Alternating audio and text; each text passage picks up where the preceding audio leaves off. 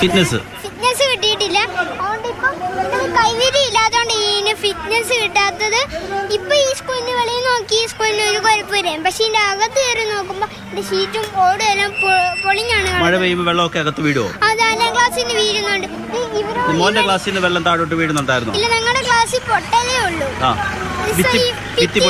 പൊട്ടി കിടക്കുന്നേ ഉള്ളൂ. പക്ഷെ ഞങ്ങൾ ഈ ഗ്രൗണ്ട് മൊത്തം കല്ലും ആയിട്ട് ഞങ്ങൾ വെച്ചുമ്പോൾ ഇങ്ങനെ നികത്തി ഇട്ടു. പക്ഷെ ഇപ്പൊ ഞങ്ങൾ ടീച്ചർ ഞങ്ങൾക്ക് ഇവിടെ കളിക്കാനും ഒരു സമയം നേരത്തെ ഒക്കെ ഞങ്ങൾ കളിച്ചോണ്ട്, പക്ഷെ ഇപ്പൊ ഒട്ടും കളിപ്പിക്കുന്നില്ല.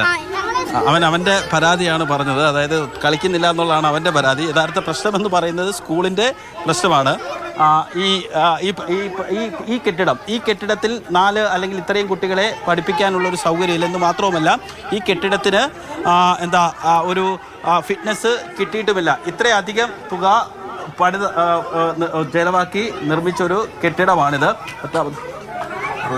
60 ലക്ഷം രൂപയാണ് ഈ കെട്ടിടത്തിന് വേണ്ടി ചെലവാക്കിയിട്ടുള്ളത്. നമുക്ക് ദൃശ്യങ്ങളിൽ നിന്ന് പുറത്ത് വേണമെങ്കിൽ നോക്കിയാൽ എന്തായാലും ഈ കെട്ടിടത്തിന് 60 ലക്ഷം രൂപ വേണ്ടി വരില്ല. അതൊക്കെയാണ് ഈ രക്ഷിതാക്കളുടെ പരാതി.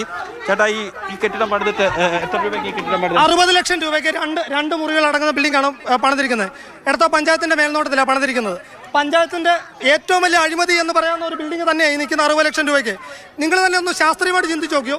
60 ലക്ഷം രൂപയ്ക്ക് LKG മുതൽ 4ാം ക്ലാസ് വരെയുള്ള 6 റൂം വേണ്ടടുത്ത് 2 റൂമുകൾ പണിതിരിക്കുന്നു. ഈ ചേട്ടാ, ലൈഫ് മിഷൻ അങ്ങനെയാണെങ്കിൽ 4 ലക്ഷം കൊടുക്കുന്നത് എന്തിനാണ് ചേട്ടാ? അങ്ങനെയാണ് 4 ലക്ഷം രൂപയാണ് ലൈഫ് മിഷൻ അനുവദിക്കുന്നത്. 60 ലക്ഷം രൂപയ്ക്കകത്ത് നല്ല വീതം, നല്ല ശതമാനം എടത്വ പഞ്ചായത്ത് ഇരിക്കുന്ന ഓരോരുത്തരും കൊണ്ടിട്ടുണ്ട്.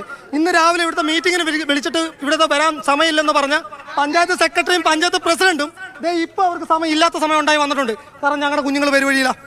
ഞങ്ങൾ എന്ത് ചെയ്യണം? ഈ കുഞ്ഞുങ്ങളെ പുറത്തേക്ക് ഇറക്കിക്കാൻ കാര്യം എന്താ? ഈ ഫിറ്റ്നസ് കട്ട് ചെയ്തു, ഉള്ള കെട്ടിടത്തിന്റെ ഫിറ്റ്നസ് കട്ട് ചെയ്തതിന്റെ സ്റ്റൈൽ ഇങ്ങനെയാണ്. അതായത് എഞ്ചിനീയറിംഗിന്റെ സ്വയരക്ഷ അയാൾക്ക് നോക്കിയേ പറ്റത്തുള്ളൂ, സേഫ്റ്റി നോക്കിയേ പറ്റത്തുള്ളൂ. അതുകൊണ്ട് ഞാൻ ഈ കെട്ടിടത്തിന്റെയും എടത്വ പഞ്ചായത്തിലെ എല്ലാ കെട്ടിടത്തെ ഫിറ്റ്നസ് കട്ട് ചെയ്തെന്ന് പറഞ്ഞുകൊണ്ടാണ് പുള്ളി ഇവിടെ നിന്ന് പോയത്. അവിടെ നിങ്ങൾക്ക് കാണാം, ഇതേണ്ടേ അവിടെ ആ തേങ്ങ വീണ് ഓടെല്ലാം പൊട്ടിയിരിക്കുക, ഭിത്തി പൊട്ടിയിരിക്കുകയാണ്. നമുക്ക് പറയാൻ പറ്റത്തില്ല. നമ്മുടെ ഈ കുട്ടനാടൻ പ്രദേശം ആയതുകൊണ്ട് എപ്പോഴാ ഏത് സമയ, അതായത് തുടരെ മഴ പെയ്തുകൊണ്ടിരിക്കുക, ഭിത്തിയെല്ലാം ഈർപ്പം പിടിച്ച് നനഞ്ഞിരിക്കാം. ചിലപ്പോൾ പിള്ളേരിരിക്കുന്ന സമയത്തായിരിക്കും വീഴുന്നത്. ഇവർ പറയുന്നത് വീഴത്തില്ല എന്നാ.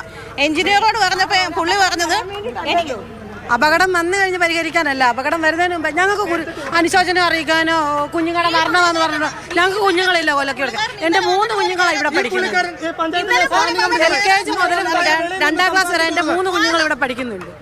ഇത് ഈ 30 കുഞ്ഞുങ്ങൾക്ക് ഞങ്ങൾ എന്നാ സമാധാനം പറഞ്ഞു? കുഞ്ഞുങ്ങൾ ഉച്ചഭക്ഷണം കഴിച്ചു കഴിഞ്ഞാൽ കുഞ്ഞുങ്ങൾക്ക് പാല് കൊടുക്കാനുണ്ട്. ഇത്രയും കുഞ്ഞുങ്ങളെ ഇവിടെ പിടിച്ചിരുത്തിയേക്കുക. എവിടെ കൊണ്ടിരുത്തി ഞങ്ങൾ കൊടുക്കും? ആ കെട്ടിടത്തിന് ഫിറ്റ്നസ് ഉച്ചയ്ക്ക് വന്ന് കട്ട് ചെയ്ത്. ഇതിന് കൈവരില്ല. ഞങ്ങൾ എന്താ ചെയ്യണം? ഞങ്ങൾ ആരോട് പറയണം? പറയുന്ന രക്ഷാധികാരികളെല്ലാം ഇങ്ങനെ കാണിക്കുന്നത്. അധ്യാപകർ ആർക്കും ഒരു കുഴപ്പമില്ല. HM ആണെങ്കിലും ടീച്ചർമാരാണേലും ഇവിടെ ജോലി ചെയ്യുന്നവരാണേലും ആർക്കും ഒരു കുഴപ്പമില്ല. ഇതാണ് ഈ രക്ഷാധികാരികളാണ് ഇവിടുത്തെ മെയിൻ പ്രശ്നക്കാർ. 60 ലക്ഷത്തിന് ഇതിൽ നല്ല കെട്ടിടം വെക്കല്ലോ സാറേ. 4 ലക്ഷം രൂപയുടെ 2 മുറികളുടെ പെര വെക്കാമല്ലോ. പിന്നെ 60 ലക്ഷത്തിന്റെ കെട്ടിടമാണോ ഇത്?